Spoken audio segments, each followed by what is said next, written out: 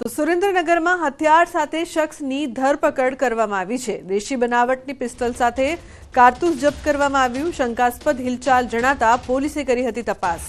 આરોપી સામે સાયલા અને મૂળિયામાં 4 ગુના નોંધાયા છે।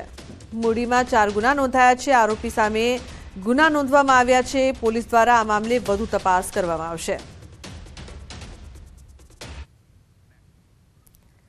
તો સુરેન્દ્રનગરના લખતર વિરમગામ હાઈવે પર કારને અકસ્માત નડ્યો છે। ચાલકીય સ્ટીયરિંગ પરનો કાબુ ગુમાવતા અકસ્માત સર્જાયો છે। છારદ ગામના પાટિયા પાસે કાર રોડની સાઈડમાં ઉતરી ખાડામાં ખાબકી હતી। લગ્ન પ્રસંગ માટે કાર લઈને લખતર મીઠાઈ લેવા આવેલા 2 યુવકો પરત જઈ રહ્યા હતા તે દરમિયાન અકસ્માત નડ્યો। કારમાં સવાર ચાલક યુવક સહિત 2 યુવકોને સામાન્ય ઈજાઓ પહોંચતા સારવાર અર્થે હોસ્પિટલ ખસેડવામાં આવ્યા હતા।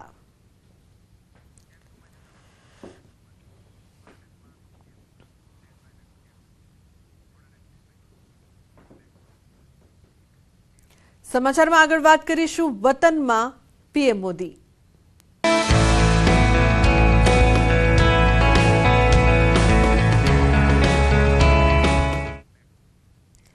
તો મહત્વપૂર્ણ સમાચારની જો વાત કરીએ, પીએમ નરેન્દ્ર મોદી સોમનાથ પહોંચ્યા। સોમનાથ મહાદેવની પૂજા અર્ચના કરશે।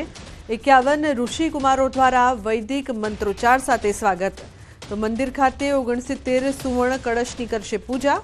ભગવાન સોમેશ્વર પર ગંગા જળ દ્વારા કરશે અભિષેક।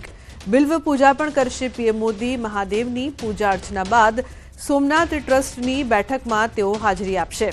તો સોમનાથ ટ્રસ્ટની કામગીરી અંગે વિગતો મેળવશે, જે બાદ સાસણ ગીર જવા માટે તેઓ રવાના થશે।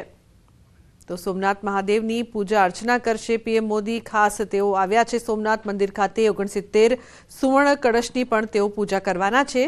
તો સોમનાથ ટ્રસ્ટની બેઠકમાં પણ તેઓ હાજરી આપશે। ઉલ્લેખનીય છે કે પીએમ મોદી સોમનાથની મુલાકાતે છે, જેને લઈને પણ તમામ તૈયારીઓ કરવામાં આવી છે। ભગવાનના આશીર્વાદ લેશે પીએમ મોદી।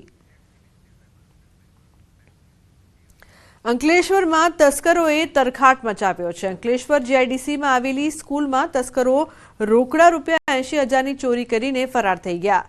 ચોરીની આ સમગ્ર ઘટના સીસીટીવી કેમેરામાં કેદ થઈ છે। જીઆઈડીસીમાં ગાર્ડન સિટી રોડ પર આવેલી લાયન્સ ઇન્ટરનેશનલ સ્કૂલમાં તસ્કરો ત્રાટક્યા હતા અને ઓફિસના કબાટમાંથી 1000ની ચોરીને અંજામ આપ્યો। શાળાના ક્લાર્કે ધોરણ 1 થી 9ના વિદ્યાર્થીઓના ફોટોશૂટ માટેના ₹80,000 તિજોરીમાં મૂક્યા હતા, જેની તસ્કરો ચોરી કરીને ફરાર થઈ ગયા હતા। ચોરીની આ સમગ્ર ઘટના શાળામાં લગાવવામાં આવેલા સીસીટીવી કેમેરામાં કેદ થઈ છે, જેમાં 2 અજાણ્યા ઈસમો એડમિન રૂમના હાથ ફેરો કરતા